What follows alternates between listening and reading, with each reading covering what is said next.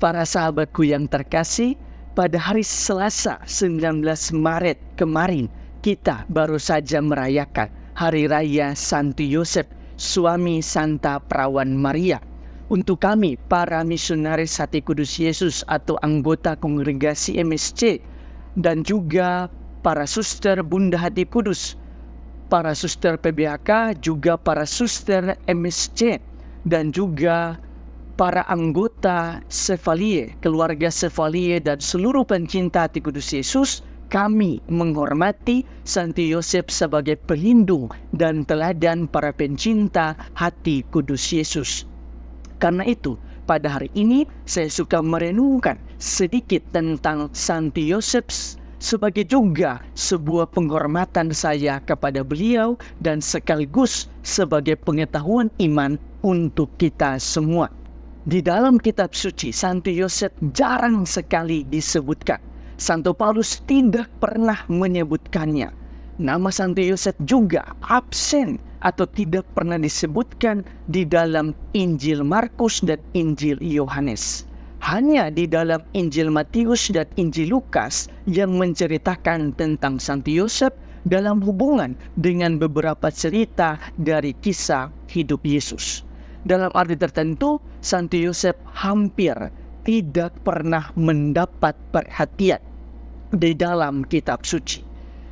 Di dalam gereja pun setahu saya, Santo Yosef hanya dirayakan 2 kali, yaitu tanggal 19 Maret yang merupakan Hari Raya Santo Yosef suami Santa Perawan Maria, dan tanggal 1 Mei diperingati sebagai sebuah peringatan, yaitu peringatan Santo Yosef pekerja. Di dalam doa syukur agung pun, selama bertahun-tahun nama Santo Yosef tidak pernah disebutkan. Nanti pada tanggal 19 Juni 2013, barulah Kongregasi untuk Ibadah Ilahi dan Tata Tertib Sakramen menetapkan sebuah dekret yang ditandatangani oleh prefek kongregasi tersebut, Kardinal Antonio Canizares Lovera. Dekret itu menyatakan bahwa setelah Santa Perawan Maria atau nama Santa Perawan Maria, nama Santo Yosef suaminya juga diucapkan dalam doa syukur agung yang kedua, ketiga, dan yang keempat. Dalam arti tertentu, di dalam gereja, Santo Yosef pun kurang mendapatkan tempat yang istimewa, padahal beliau adalah bapa asuh dari Yesus sendiri. Dan di satu pihak, di lain pihak kita bisa melihat bahwa Bunda Maria sebagai ibu Yesus mendapatkan tempat yang istimewa di dalam gereja Katolik. Secara manusiawi, pastinya kita akan menilai bahwa ini ada unsur ketidakadilan. Tetapi perlu kita ketahui bahwa eksistensi atau cara berada dari Santo Yosef, ia adalah pribadi yang bekerja dan berkarya dalam keheningan, bekerja dan berkarya dalam diam. Hal ini kita ketahui ketika Tuhan Allah melalui malaikatnya menampakkan diri kepada Santo Yosef, tidak dalam hidup nyata, tetapi dalam mimpi. Artinya di dalam keheningan.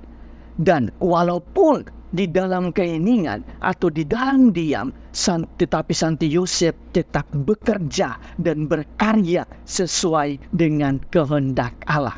Selain itu, Santo Yosef berasal dari keturunan Daud. Dengan identitas ini dan kesediaan Santo Yosef untuk menerima Bunda Maria sebagai istrinya, maka ia turut membantu penggenapan nubuat tentang kelahiran Mesias dari keturunan Daud. Dengan menerima Bunda Maria juga sebagai istrinya, Santo Yosef melindungi Bunda Maria dari sanksi sosial dan hukuman Yahudi saat itu. Sebab Bunda Maria mengandung tanpa suami karena Bunda Maria mengandung dari Roh Kudus. Santo Yosef juga melindungi dan menyelamatkan Yesus dan Bunda Maria dari pengejaran Herodes. Dan yang paling penting ialah Santo Yosef berhasil menjadi ayah yang baik dengan membina dan membesarkan Yesus menjadi pribadi yang matang dan dewasa.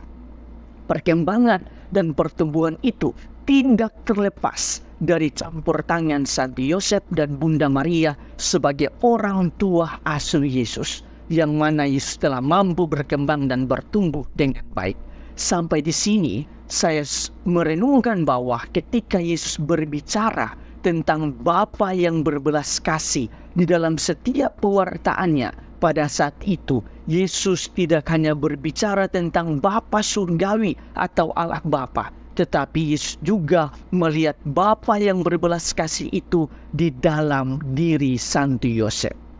Karena itu, pada peringatan 150 tahun pemakluman Santo Yosef sebagai pelindung gereja semesta atau pelindung gereja universal, Paus Fransiskus menulis sebuah surat apostoliknya yang khusus berbicara tentang Santo Yosef dengan judul Patris Corde, atau di dalam bahasa Indonesia dengan sebuah hati Bapa. Dan menarik sekali kalimat pertama dari Paus Fransiskus. Beliau menulis dengan sebuah hati Bapa, yakni bagaimana Santo Yosef mengasihi Yesus yang oleh keempat Injil disebut sebagai anak Yosef. Dalam arti tertentu, Santo Yosef turut mengambil bagian yang sangat penting di dalam karya keselamatan Allah, tetapi ia senantiasa berkarya, bekerja di dalam diam dan keheningan. Sahabat-sahabatku yang terkasih, lantas apa yang patut kita teladani dari Santo Yosef?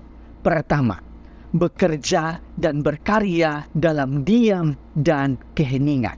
Ini poin yang pertama. Santo Yosef adalah pribadi yang senantiasa bekerja dan berkarya dalam diam dan keheningan. Ia turut mengambil bagian penting dalam sejarah keselamatan Allah, tetapi tidak mau tampil untuk dihormati secara berlebihan. Bisa dikatakan, Santo Yosef bekerja dan berkarya bukan untuk suatu popularitas, kehormatan, atau untuk dirinya sendiri, tetapi semata-mata untuk kemuliaan dan kehendak Allah.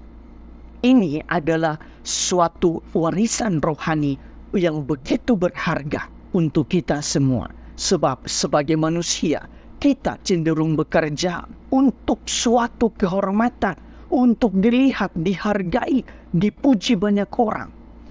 Kita selalu mau agar orang lain memperhitungkan segala jasa dan karya kita.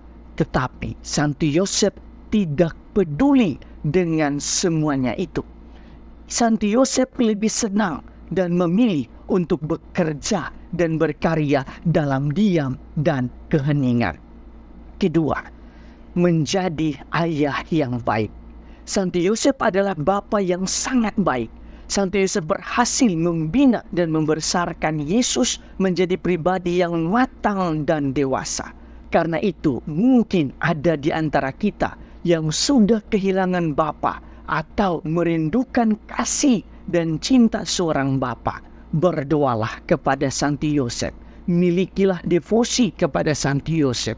Percayalah bahwa di dalam diam dan di dalam keheningan, Santo Yosef akan datang dan akan turut membantu pertumbuhan diri kita. Tuhan memberkati Anda semua.